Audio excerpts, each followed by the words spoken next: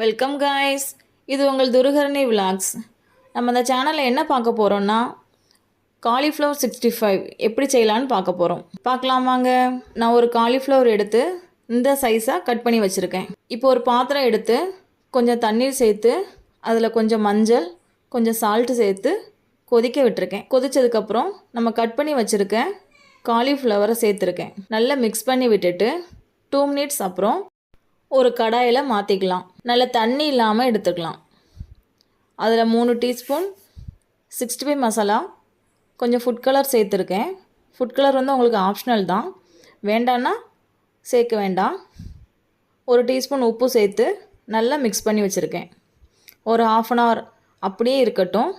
ஒரு 1/2 an hour கழித்து cornflour மாவு சேர்த்து மிக்ஸ் பண்ணியிருக்கேன். இப்போ ஒரு கடாய் எடுத்து ஆயில் சேர்த்து ஆயில் சூடானதும் நம்ம மிக்ஸ் பண்ணி வச்சுருக்கிற காலிஃப்ளவரை ஒன்று ஒன்றா போட்டு பொரித்து எடுத்துக்கலாம். இதே மாதிரி எல்லாத்தையும் பொரித்து எடுத்துக்கோங்க.